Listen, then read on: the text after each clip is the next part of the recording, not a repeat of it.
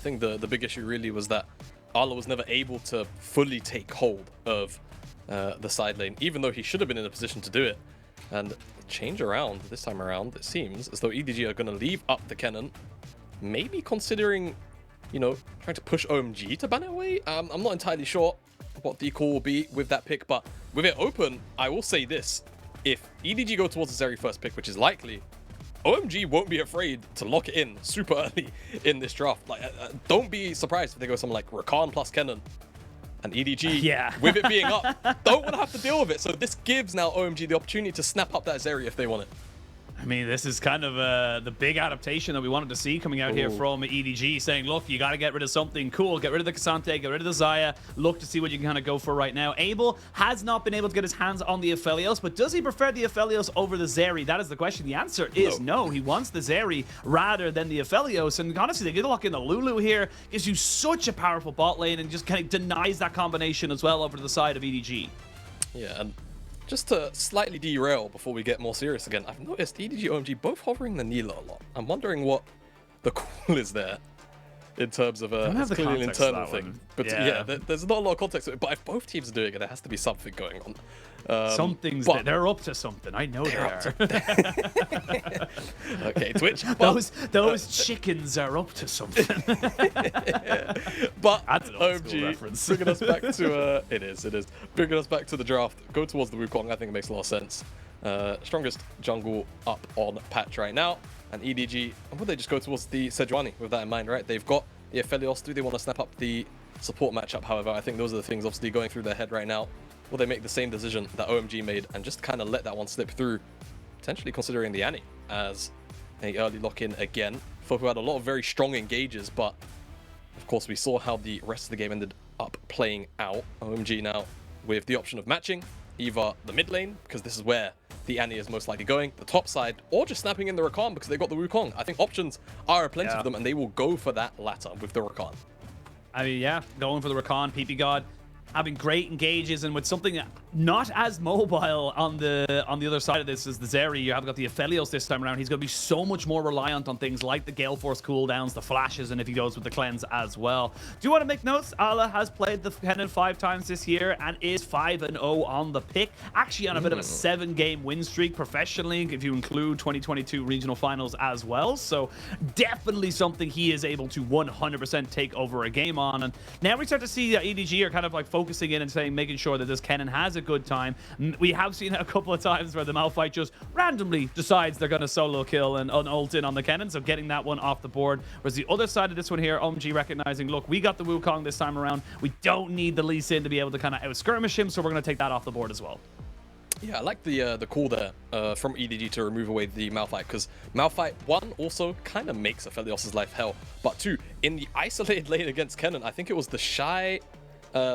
The big problem one was the Shy into Invincible over on NIP, where he just solo killed him. And that's when you really get the idea that Malphite doesn't really care about that Kennen matchup so much if he just goes the Q harass build. OMG, though, seeing that Kennen are going to lock in the Sion and just kind of go, all right, we've got Rakan, we've got Wukong, we've got Zeri, we're just going to front to back it. Will EDG do something funky, or are they just hovering the Fiora as a bit of a call out? It seems like the latter.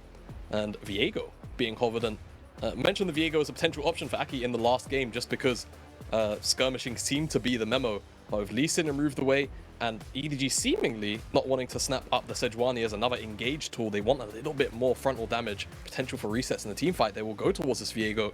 And now I also suspect probably more engage to be stacked on top of this. Leona, Norless again for Mako. Whichever one floats their boat. I think point and click, really, really solid if you want to lock down Abel. Also, actually just considering going towards this Lulu just for the sake of having Lulu Aphelios and what that enchanter can bring to buff up what is the 200 years king himself. Yeah, kind of buffing him up and keeping him relevant as such. It's always very hard to burst out in Aphelios, and just works out exceptionally well. I will say Cream had an exceptional game into the Annie on the Ahri.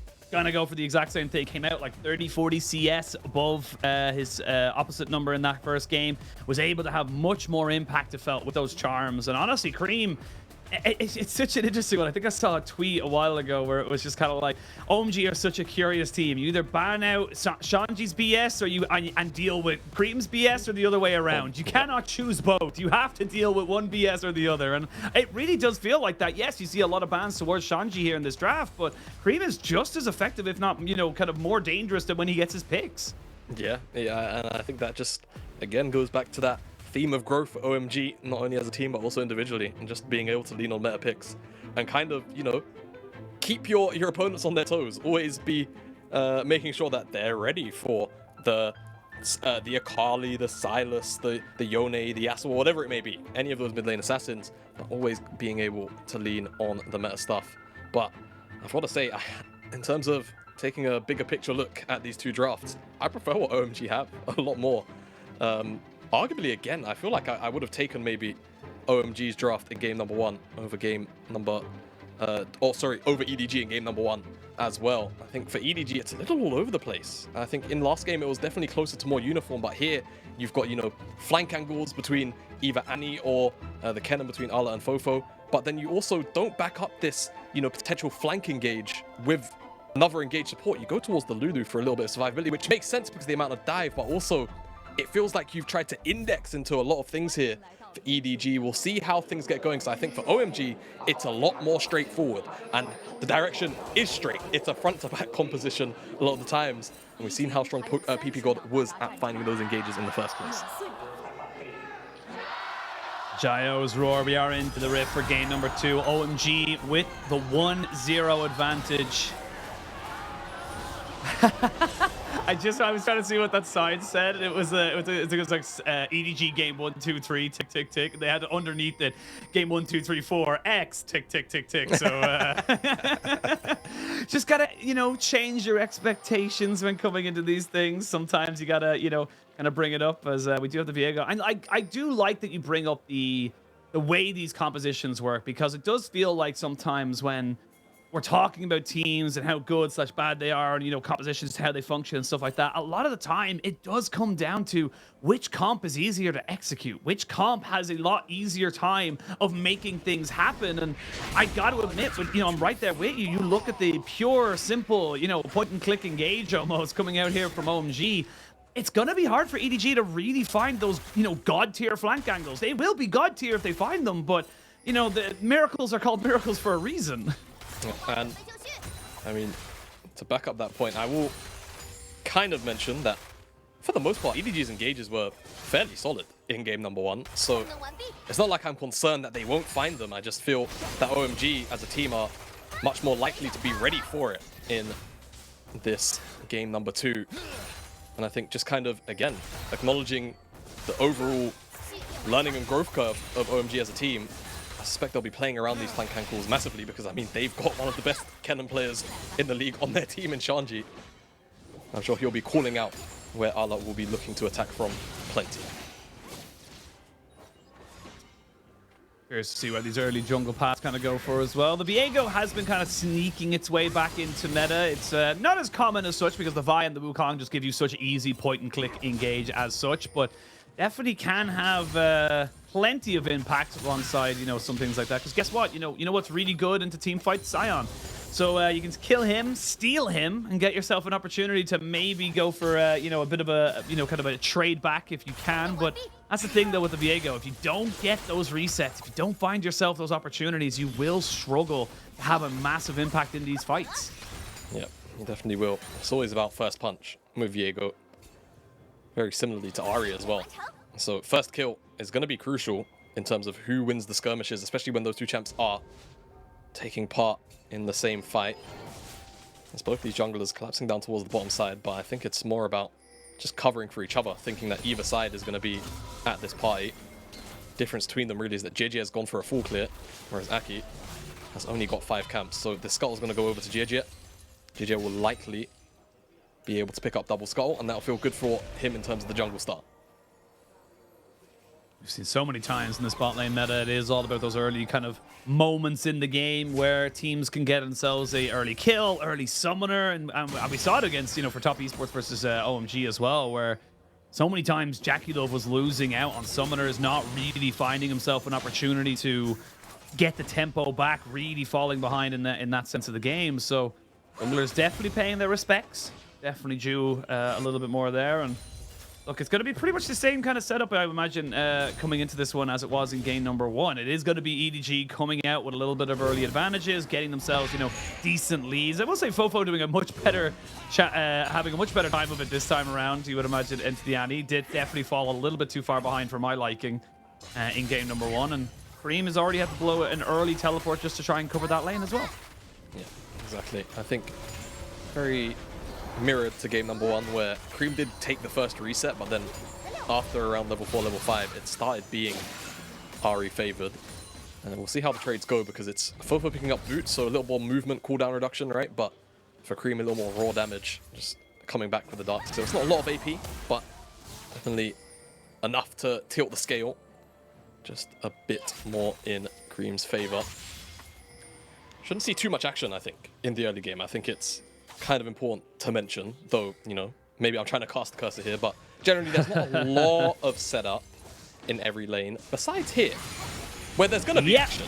There's going to be a hell of a lot of action. Get the polymorph to stop any kind of escape. First blood goes over to JJ. Did have to flash for it, but you'll definitely take that as EDG. You're welcome for the caster curse, guys. No problem. I'm here all week. But EDG will get the first blood. Really clean setup, super easy.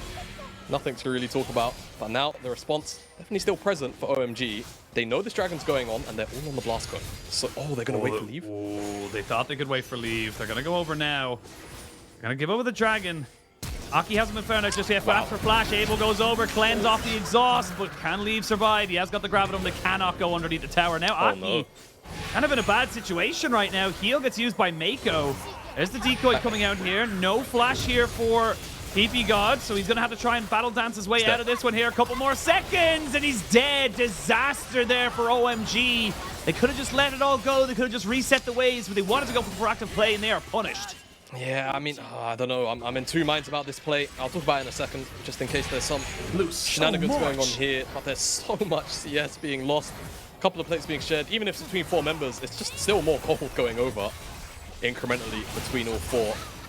The wave will eventually be picked up here by Abel and Cream. Tibbers just to irritate Cream on the way out. But I mean, OMG here in this scenario, they've got 2 choices, right? They know Cream dead, coming back from outer base, so first move is going to be in Fofo's favor always. Bottom side, 3 versus 1, you try and take down Leave. That's the option they go for. The third one is maybe just try and collapse. You see Leave is on the wave, but obviously you're worried about the collapse from the rest of the team. And this is the play that they decide to go for. Aki recognizes that he can't catch back up, so he goes back towards the dragon, but the dragon's already dead. It's just a bit all over the place. They can't reach Leave as a 3, and they don't really recognize that as the play starts to unfold. I'm pretty sure they do. Yeah, just a bit of an awkward call. It's one of those things. There's a couple of options on the table. They make the wrong one, and now there's a fight on the top side. Yeah, flash away by Allah. He has got a blast gun if he wants to try and come back into this, but a flash charm. He's at JJ, has nowhere to go. He's trying to run away as best he can. He is getting away pretty significantly, but the W from Cream means they're able to secure that one back in their favor. So, nice little move there from OMG, and this is what they kind of need to do, because that bot lane play went so badly. They now need to be proactive. Yeah, absolutely they do. Nice little pick up onto JJ up there in the top side.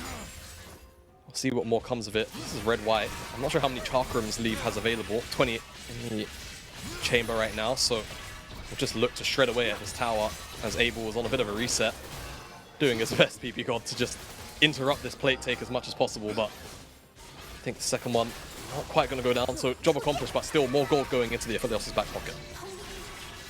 Yeah, 10 CS lead. Couple of plates as well. Honestly, it's probably about 2 full plates, even though there was 4 people bot side. He ended up taking 2.5, I think, with the team, and then 2 by himself or with alongside his 80 carries. So probably 2 plates in total is the lead there, and that's significant. That's basically a kill, and he's got a kill as well. So 2,000 of that gold in favor as we have a look at what happened here. Looks like straight up, JJ thought he could maybe go for something here, and yeah, just not respecting that Ahri had the roam. Yep, not respecting that Ahri was first to the plate. It's all over scuttle, to be honest with you. And, he got it. I guess he got it. It's it's a jungler's death, really. But first numbers, and JJ gets punished for it. Now, at the very least, he will get the Herald as well. So this is EDG picking up both neutral objectives. which feels quite good for them. And with the bottom tower so low, it does beg the question if whether or not they're going to use it on the bottom side, but Ala, trouble. Ala does get the Plastic Maelstrom down, but a flash away by Aki because he knows that damage coming out from JJ would be massive. The resets would be detrimental to SHANGHAI as well. We are going to see Cream. Nice little charm. It's a little bit of damage back on the Fofo, saying you went for a roam. You shall be punished for your sins. And it is still EDG very much in control of this early game, much the same as game number 1. Much the same as game number 1. EDG with this Herald, like I was mentioning before that play unfolded. I'm curious or not whether they're going to use it on this bottom side tower. Just because it's already sat at 1 plate, do you value dropping it just to pick up the tower and get the gold at surface value? Do you want to try and use it in the mid lane to try and regain a little bit of control? Just to take down a couple of plates. And I think it's also worth mentioning, generally EDG's wave clear, their siege potential is not particularly strong. Their collapse and maybe pincer movements onto a tower like that tier 1 can definitely be very strong with Kennen plus Ari. So maybe trying to drop that tier 1 in the mid lane has a lot more of extra value, but the immediate gold injection of the bottom side is probably what EDG will be thinking about as this dragon approaches in 30 seconds time. Well, the call finished up, you would imagine, as well by Leave before that happens. Wonder if he'll have time for reset or not to maybe get his Gale Force, depending on how much gold he comes back into the lane with. But EDG very happy with the way things are going. Nicely dodging out a lot of this vision, but it's caught out right there, so they know where JJ is. In fairness, they're showing himself on mid lane, so they know what they want to try and do here. Get the push in mid lane, drop down the Rift Herald, get some more gold, get the dragon, get out.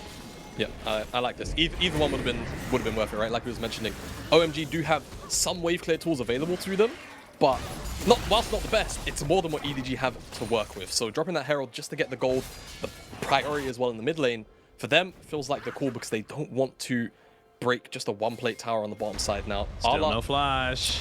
Yeah, no flash. Has ult on it. Yeah, looking to try and maybe get onto SHANGHAI. He's dead. Oh, he flashes away!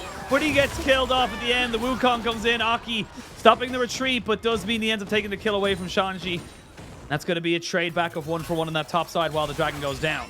Yeah, SHANGHAI just overestimating how tanky he is and underestimating the damage there.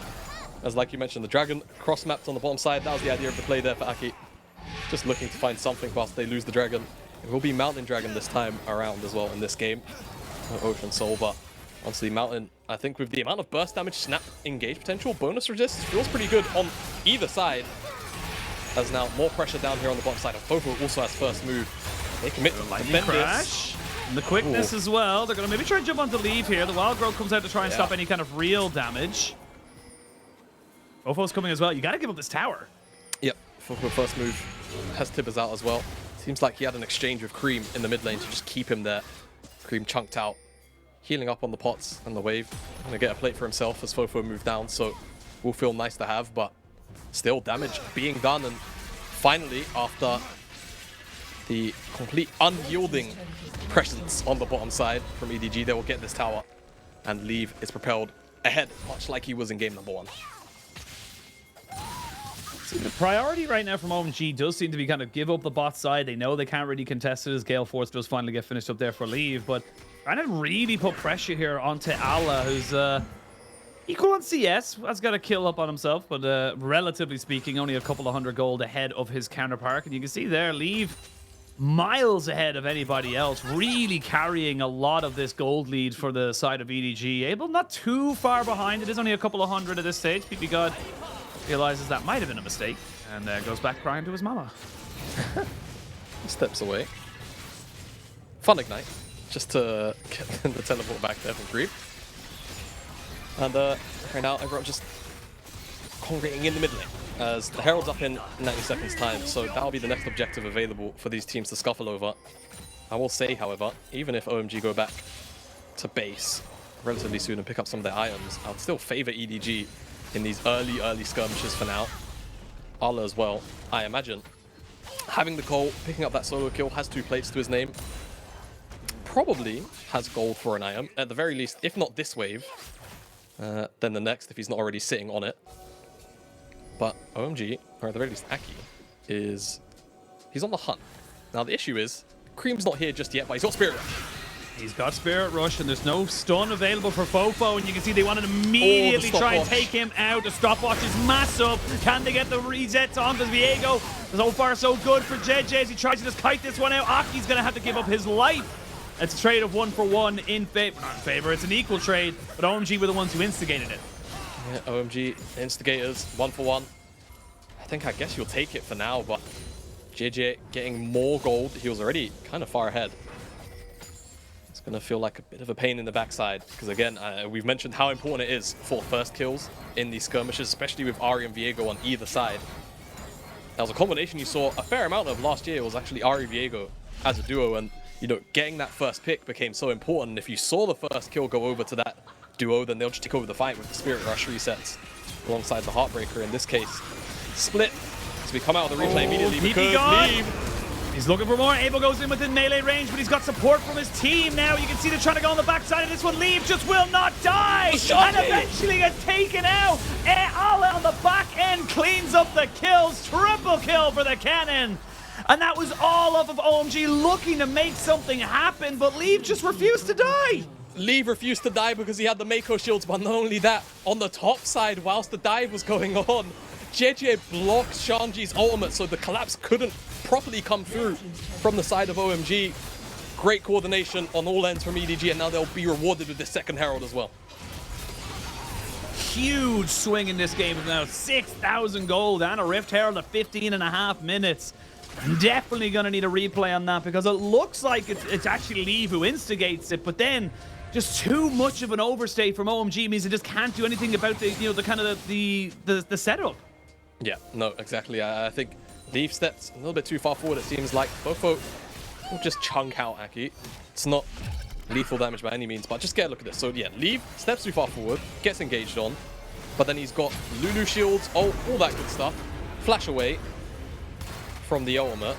But this is what I want to highlight. If we get the angle, look at that on the top left of your screen there. JJ just using the Spectral Maw to get in the way of Shanghai. Another shield comes down.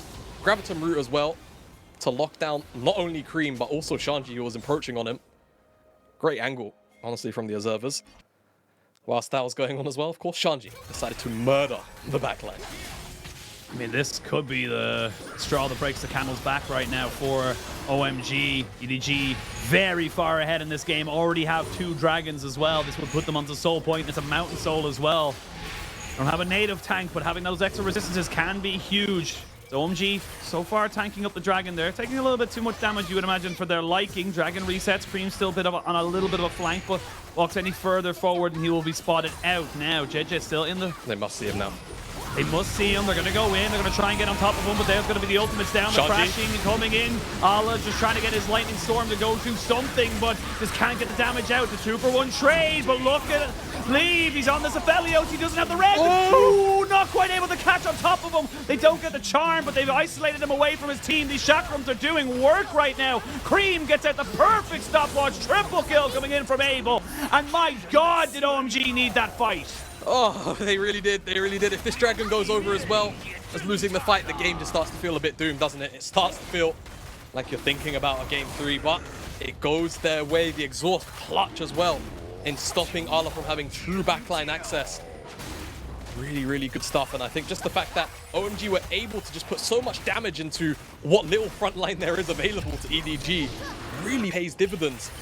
As you see, the collapse comes in over the wall from Cream, finds a fair amount of damage onto JJ, but crucially as well, forcing the Heartbreaker back, right? That's how you execute a target to get the snowball going. If you have to use that defensively in a team fight, usually it feels quite bad.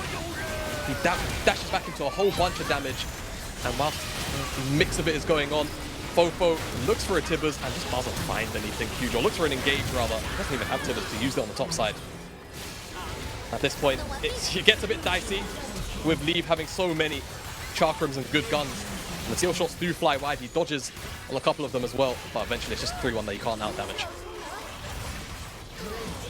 And look, it is still a 4-for-3 trade. So you don't come out unscathed there as OMG, but it definitely helps stem the bleeding. You get a dragon in your back pocket. That gives you an extra few minutes to get some items up. And most importantly of all, cannot stress this enough, Abel picked up 3 of the kills. But look look at the damage.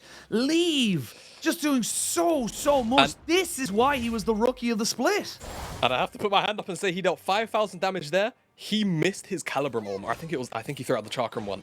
Either or, he could have had a lot more DPS available to him in that team fight. If that one connects, it just barely glides past every member of OMG. So he is still very much a win condition for these guys. And even though he's died, he still has a 150 gold shutdown. That should let you know how strong he was up until that point. Whilst I mentioned that shutdown, it must be mentioned Abel actually does have 2 items, because we've got a little bit of a thrift shopping going on in the inventory of Abel, where he looks like he's kind of mix and match building. Item completion has come through for Abel. Unsure, does he want an Infinity Edge? Yeah, does he want a Zeal item? We'll figure it out later. So temporarily stronger, right? Because item completions, they change how champions work, and especially in the case of Zeri, Runan's plus the electric crash AoE damage, it's a huge spike. So if OMG can utilize that, it'll feel quite good. As in the top side, whilst we saw that bottom side tower dropping, Cream is forced to Spirit Rush away as multiple members from EDG just collapsing on this tier 2. One thing to note as well, apparently objective bounties up on the map, just claimed very briefly before they dropped off too. I think the big differences we're seeing that Gold VP kind of become apparent is definitely in the jungle and the top. Feels like the Scion is not having the same level of impact. But this is the thing, and we talked about this when we talked about the draft, is that, yes, EDG are ahead. It looks fantastic. They have so much damage, and when it snowballs, it looks amazing. It's not that easy to execute. We saw how easy it was for OMG to kind of layer up different forms of CC, different people going in to try and engage, making sure they're getting the most out of what they can do. And this is where the game starts to get a little bit, the water gets a little bit muddied for me in terms of how these team fights should go. Because yes, you are 4,000 gold up. You should have the advantage. But if the Zeri has gold and you're not able to get on top of her, that's a different story. That's when we start to question a hell of a lot of how this game is going to go here for EDG. Yeah, and that's where I kind of worry as well, because I think JJ has to walk through so much if he wants to find backline access. And as the jungler, it's, you know, if you're not playing someone like Wukong, it feels a little bit awkward to be looking for flank angles on this champion, right? I think realistically, EDG's big condition here is having Arla, I was going to say Shanghai, because Kennen and Shanghai are so synonymous with one another. But having Arla find Abel in the backside and hopefully lock him in place. I doubt ever kill him, because the exhaust is there and PP God has been very on point of it so far. But just lock him down and hope that the rest of EDG can catch up. And that's why, at least for me, even though the Lulu pick has paid off dividends already, it saved Leave on multiple occasions, it's why you'd want to see someone like Leona, like Nautilus come in just to double down and confirm on that Kennen engage.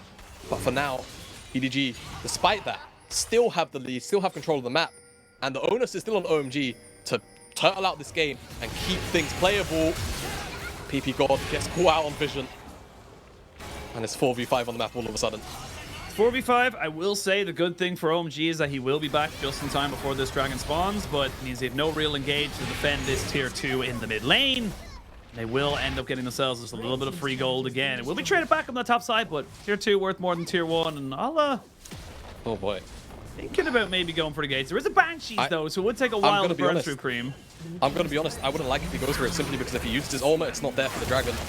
Yeah. Except we had a bit of poke coming out, and I think Arla's kind of recognizing this, or is he? No, he's still looking for the kill. He wants to see if Cream's going to overextend.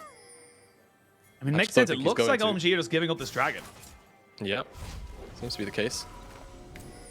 Yeah, OMG don't want no part in this team fight right now. I think just saying we don't feel like we are in the kind of position to really take this 5v5. And I don't blame them at all. So they'll give over this one dragon. It does put EDG on soul point. I mean, OMG, when it comes to making those split-second decisions and playing on edge, in the span of one game, they've already shown that they're capable of making very intelligent decisions. So we'll see how this particular gamble pays off, because it does feel like even an OMG from last game would have considered contesting this at the slightest, but give it over for free this time. All right, Jamada would come back in. 3 dragons to 1. EDG now 4.5 minutes away from a mountain soul. 4,500 gold ahead. So that gold lead's actually kind of dropped a little bit. Kennen is absolutely ridiculously huge, but I'm going to be keeping an eye on PP God's exhaust to see if that has any kind of major impact. 2 items kind of across the board for most of the carries of both these teams. And the big thing is, though, that if we don't get a fight for another 4 minutes, April will have his Navori quick blades. Yes, you will be able to kind of get... Oh, maybe not, actually, because it looks like going towards that Bloodthirster rather than anything else. And it looks like EDG recognized this. They don't want to give any more time for the Zeri to scale up. They will take this Dragon very, very quickly, but they won't be able to tank it for very long. That's the big difference. Yeah, there's no... I'll coin the phrase you used earlier. There's no native tank on the side of EDG. So if you commit to a Baron, it's likely GG are getting chunked out a fair amount. We'll have Lulu to shield him up on the Baron, right? But losing HP on the Viego, definitely quite valuable. And again, the threat of a potential reset fight starting to happen for Cream, just giving him that extra mobility feels quite threatening. So don't want to flip that just yet. And they'll just continue to slowly try and strangle OMG out from this game via the topside vision. But for now, OMG kind of surviving with enough to just kind of know, all right, we can still take our time. They're still hanging around. As you can see, EDG at freedom to do whatever they want on the map. That's an Navori quick blades now finish up for Abel. This is, I imagine his next item is going to be a QSS because does not need to be getting caught out as start to move towards kind of third, fourth items coming in here. A lot of the tides very happy with the way things are going. Both teams very much want to try and control around this Baron pit. But either side starts it, they could burn it down so quickly. OMG have a much easier time just kind of contesting this vision just with the amount of engage options they have for themselves. Yeah, exactly. I think OMG will always have that threat at this Baron pit, and that's why EDG are so apprehensive about starting it, because you get inside the pit, all it takes is one brief moment, one brief muck up, and all of a sudden you've got PP God and RQ on the back line, Chain CC'd up with Leave, and it feels a little bit bad if even the slightest bit of damage finds their way onto those CC targets. So EDG always have to be concerned about it. And there is always the threat of the Kennen, of course, but again, can be neutralized heavily by the exhaust of PP God. So a lot of things to just continually track. We're 2 minutes away from the Dragon, which I think is just going to continue to be our next potential point where we'll have a contest for a true fight kickoff. Because again, the EDG engage is so nuanced, so hard to really get going that they'll never really be the ones to kick off a fight unless it's a misposition from OMG. Thing is, I know you mentioned that the Dragon over a minute for 2 minute time, and you said it, but a minute 40 now.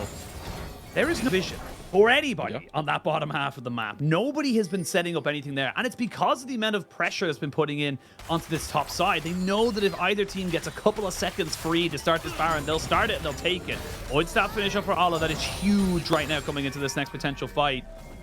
Shanghai kind of going in with a little bit of a second-hand shop right now, a bit of a car boot sale, because he's not really finishing up any of these items. Let's see what he's got, though. Let's see what he's got, because he's going back to base. He's got the Runan, so he's Runan's BF up, BF to Vamp Scepter, so like you said, Abel going towards that Bloodthirst. He's got a red pot, though, and that's going to make up. That's going to make up for the AD difference, actually. So the immediate power will be traded in, and I think that just gives you the mindset. Abel, OMG, they're going to contest the Dragon. They won't give up the soul for free.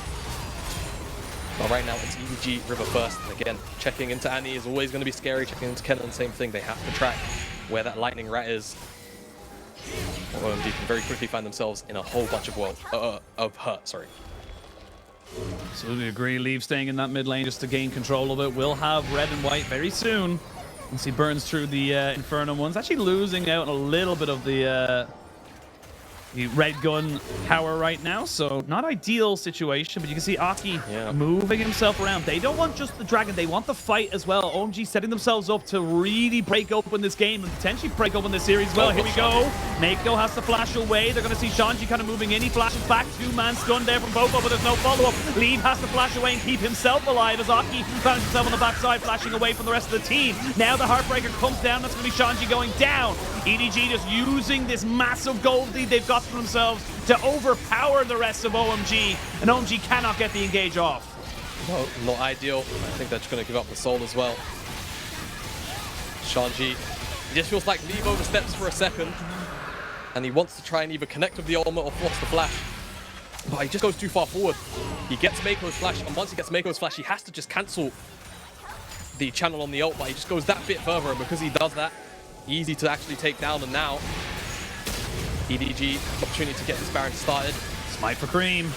It's there as well, so it's 2,400 the execution. They can both get in the pit, and they've got vision. Oh, he goes in, he tries to look for it, stolen! Cream sacrifices his life alongside Aki, but they get the Baron. Massive win there for OMG to delay the game. Huge delay, and again, it's just OMG smarter thinking around the Baron. EDG just caught off guard by the amount of smite damage available. They're not thinking potentially about that threshold being at 2.5k. As we go back to the replay of the Mountain Dragon, and this is what I'm talking about, right? Leaf steps up, Shanji wants to punish.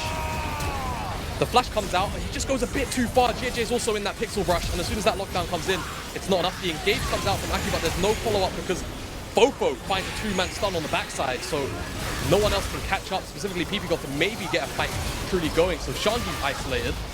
Aki comes back into the pit and they have to just disengage, but this here is just, I don't want to say poor discipline from EDG, but just maybe not recognizing that this double smite is about to come through.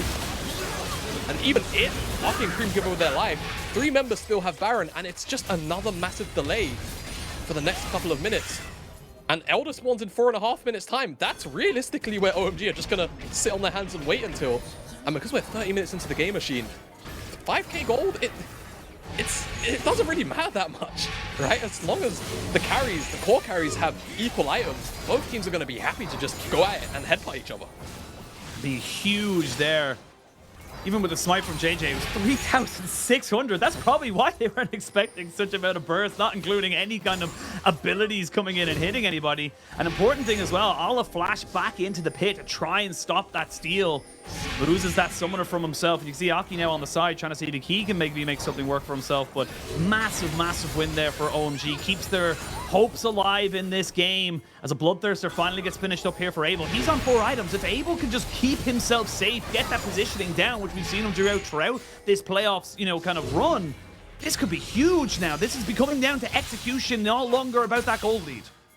No longer about the gold lead. As so often I feel like it is. Shanji getting chunked down low. Leave is a monster right now. Teleport's coming in. It's not going to be punished. I feel like EDG could have actually tried to hold the ground there.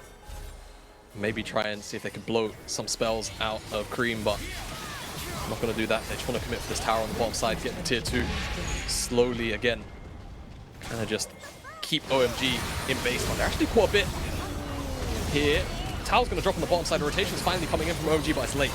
Cream is so low now after this. Dead. Fofo just keeping everyone else away. PP God goes in, gets the charm up. They get away the cannon. No slicing Maelstrom to come out. They need a kill off the Aphelios, and they have. JJ finds himself behind enemy lines, and that is not where you need to be. PP God with the insane engage and a helter-skelter from Abel secures themselves 4 kills for 1.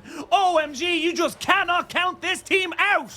You never can, and they're just painting ADG across their own base wall. They're caught up, trying to retreat after taking that tower, but the collapse is actually quite good, even though Shanji dies immediately. It feels like a bit of a repeat of that previous Dragon fight where Fofo holds up multiple members of OMG, but it doesn't really matter because the core member is kind of just caught out in this case, and OMG find 4 members.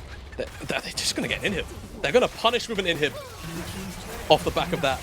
Maybe not in here, but definitely the tower. Away. Yeah, definitely the tower. All right, that's fine. You got to spend all that gold you got because, Jamada, it's an even game. It's an even game all of a sudden. Shanji comes in with the ultimate. And again, even though he gets shredded, you know, Leave is so powerful at this stage in the game, it doesn't end up mattering. Fofo here, take a look on the bottom side of your screen because he holds up both Aki and the Zeri at the same time. But the crucial thing is that PP God, again, finds a good engage to keep Leave in this mixer. And they're just slaughtered across the wall in their base. And the chase down comes in. Zeri skates over the wall from downtown, collects another kill. And like you said, we're in an even game now. Even game. Yes, you do have a Mountain Soul, but you don't have a natural tank, a native tank. You don't really build resistances on a hell of a lot of these guys. You're not getting the maximum amount of value from these champions because you're just not building armor, magic resistance. You're mainly just kind of building. Actually, I'm looking at it right now. There's like, what, 2 armor items and one of them's a pair of ninja tabbies. Like, it's not ideal. It's not ideal. I will say, however, in contrast to the previous fight, Leave, well, maybe he had some of the spells the last time, but he's definitely got them now. And with the Elder spawning in 45 seconds time, we'll hopefully be able to reposition and get away from an engage. Cream will get chunked out here. Likely to just go back to base and regenerate that health. But now, OMG, you cannot overstep. in this brief moment where you don't have Cream. He doesn't have teleport. Aki on the flank. Aki's on the flank. Haven't Vision spotted Plant's him not gonna either. catch him. Yeah, the Vision Plant's not going to catch him, so he's deep behind enemy lines right now. Does Allah really have the presence of mind to be checking this? He does. It's so insane. That Mountain Rift is going to work in the favor of EDG, or sorry, of OMG, because just those extra little pockets of vision control they're not going to be able to kind of have in. 8 seconds till the Elder Dragon spawns. This could be it. All or nothing of this. Leave walking very aggressively forward. Does get stunned up a little bit. Has the Gale Force back. And now we can see maybe a little bit of engage coming in. They found out Aki, and JJ moves in on top of him. Very scattered right now from the side of OMG. They're going to have Shanghai go back to base and TP him back in. Yeah, they're going to have to. They need him at full HP. Mid lane's being taken up. This dragon is already half HP. Look at Fofo. Look at Fofo.